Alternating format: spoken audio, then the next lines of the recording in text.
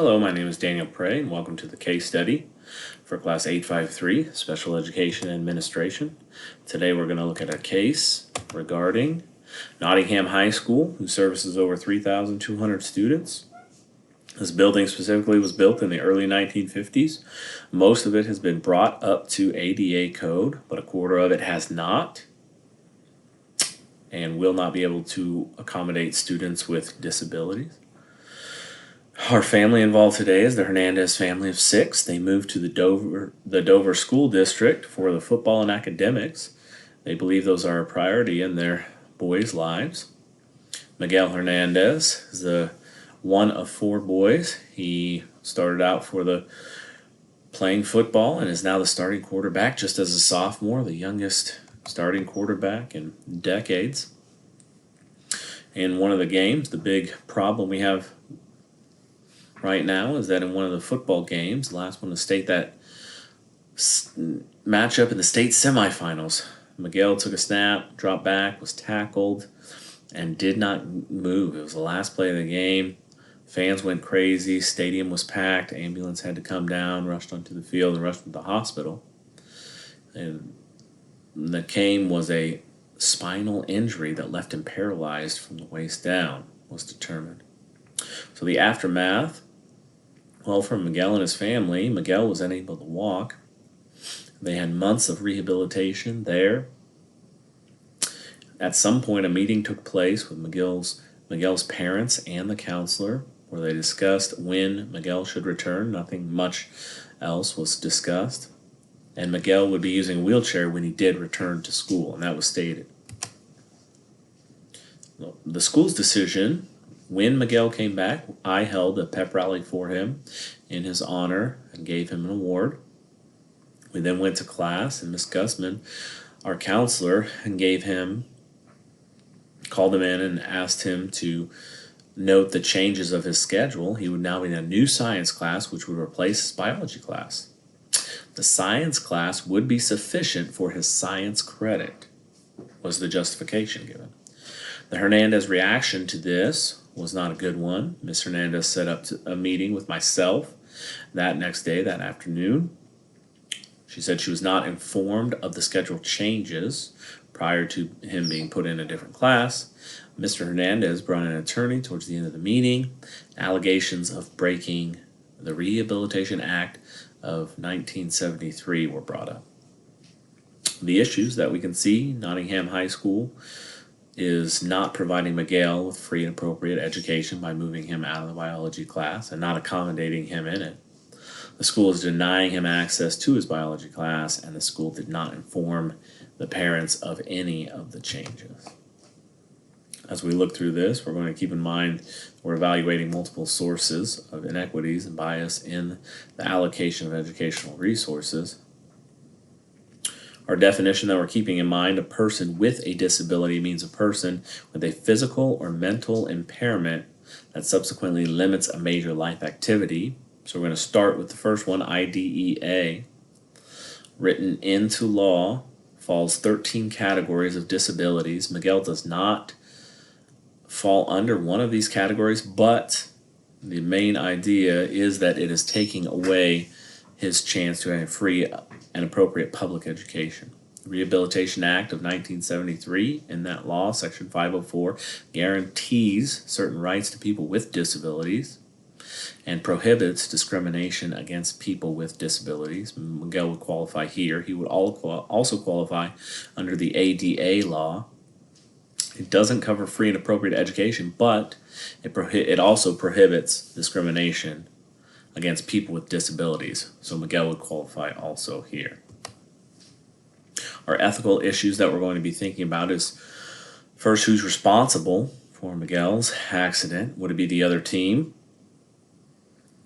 Sports happen, accidents happen, you sign up for it, you know the price you pay, the other team would not be held responsible.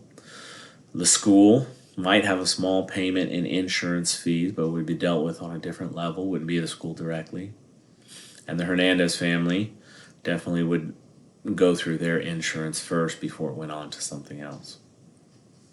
The school's responsibility, what ethical responsibility do they have? The counselor What kind of responsibilities does she have, and why is she in the conversation of going forward and giving him this news and not giving anybody else the news, his parents? The SPED department, why were they not informed? Why were they not included in this decision? Why didn't they step in? At some point, somebody comes in with a wheelchair, you first think of that. And the administration, and if they made the right decision in what they chose to do, and what are they gonna do going forward. The Hernandez family obviously has a lot of responsibility on their shoulders, making sure that Miguel's not discriminated against, the mental health of brothers, parents, and Miguel, and the huge adjustment to their family.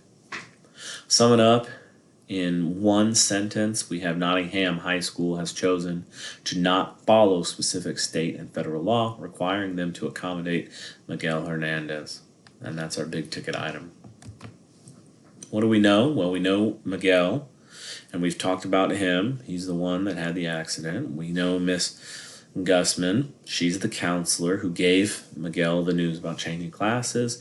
Myself, who had the meeting with the parents. We know the parents, Mr. and Mrs. Hernandez, and they're very upset that their son has been chosen to take a different class. And then we have the attorney at the end, Howard Carey, who comes in to deliver the news of this is breaking a law. Our place where we're at is Nottingham High School. We talked about built it at the 50s and is not 100% ADA code. The biology class does not accommodate students with disabilities in that specific classrooms. Our program, this is a publicly funded school, public school funded by the government. Biology class is important for the college prerequisites. So that's an important item to note for Miguel. And then our SPED department would be set up in some capacity. So we need to keep them in mind also, this cultivating equitable use of educational resources. What is unknown? Lots of things about Miguel unknown, his feelings, what he's going through, what he's thinking as a sophomore coming in, knowing that he needs to take biology. Miss Gussman kind of thrown into this role to deliver him the news, myself trying to deal with the parents, and what I'm going through, the parents, and what their stresses are on top of trying to hire a lawyer and being talked to by outside sources, and then our attorney and what his role and where they want to go forward with all of this. The unknown about the building, 75% is up to code. Why do we keep trying? Why did we not try to keep Miguel in this biology class or in some kind of options to keep him in this biology class? Our programs, what kind of accommodations were made for other students in maybe similar situations, and that's really where our SPED program can come into play here. A review of some of the different things, our stakeholders, alumni, fans in attendance, the football program, the family can all be affected greatly by the outcome of this and what they have invested into the program and into the city. Who the outcome will affect, definitely the current and future students will be affected by this decision, whether Miguel is not allowed in this class or whether he has some accommodations to take this class. This decision will affect him clearly and the future. The school budget could be affected by this also. If they do nothing, maybe not, but if they have to do something and jump on it and move immediately or be held up in legal fees, definitely that could happen. Administration, it will affect my job and what it looks like for me. It could affect my superintendent also. And definitely will affect Miguel, his physical, mental, everything aspect going forward with his life.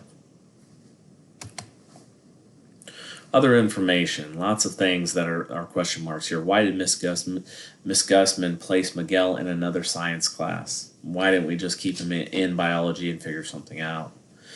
That's an unknown. Why did the SPED department not step in? I talked about it earlier. What was said in the meeting prior to Miguel's return? We obviously had a meeting. What did we talk about there? What was the conversation with the biology teacher when I went up and talked to her and asked her what we can do? What was that conversation like? Was the superintendent informed on this decision? He should be our first call. Hey, this is what happened. And I'm sure he was there at the football game, so that should have definitely been a conversation. that we had. And based on all the information that we know, I think a decision can be reached, or at least we have some options here. Option number one that we have would just be to do nothing, stand behind the district decision, and continue to keep Miguel in this different science class. Go to court and try and fight it out there. Number two, we could set Miguel up with a makeshift classroom in one of the ADA handicap accessible rooms, get him all the materials for each lab, set him up with a Zoom or something similar, provide the teacher with the proper technology to interact, and with him for the class and any experiments that he has. Number three, we can make the room handicap accessible, do whatever it takes for that classroom to get ADA compliant. Number four, we could set Miguel up with a private biology tutor that can meet at school or after school for his specific needs. We would be advocating for equitable access to educational resources and opportunities that support educational success. So we're going to evaluate these. What are our pros and cons? Do nothing. The pros would be the money part of it, although if we were tied up in legal fees, wouldn't be great. And the cons would be this could be a nightmare for the school, a nightmare definitely for the family, relationships, transparency. Seems like a tough one. Things we would consider for option number two, makeshift classroom. He would have access to it. He could get all the materials, setting up with technology. The teacher and him could be working together, interacting, having conversations, doing labs. It will cost money though. And it will cost resources also, and maybe, a para or something there. Make the room handicap accessible, do whatever it takes, would cost a lot of money. Would be nice for Miguel to get that done if we could get that, but definitely would cost a lot of money, I assume, to try and get that done right now, or pulling in a crew doing it working day and night. And setting up Miguel with a private biology tutor would be great for Miguel. I don't know if we could swing that, but we might have to, and definitely would be very financially a burden on the school and the budget that we have.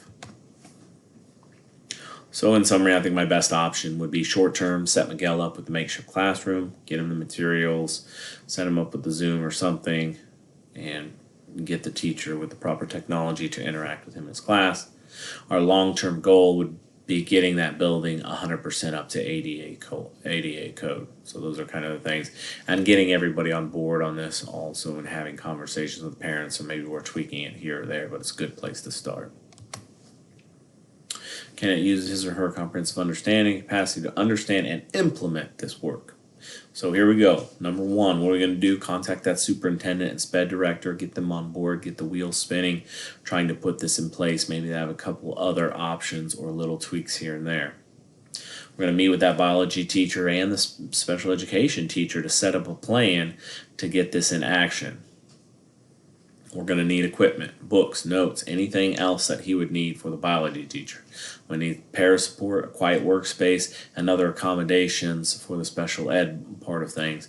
And then I would also contact the technology director and see if we can get a swivel, Zoom stuff, whatever we need for that set up. We need computer support and tech support. We also need to find a space. We need to meet with the parents again and explain the plan and get them on the same page so we can cut out the lawyer here. We'll tweak the plan to fit Miguel, parents' expectations, making sure it's working for everybody. It's going to cost some money, but it's going to be better in the long run for sure.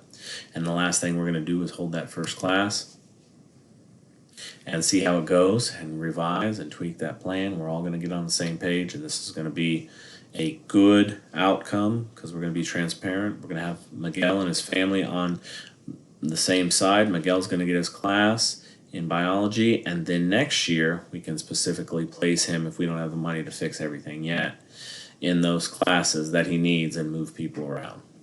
That's my assessment. Thank you for listening. Have a great day.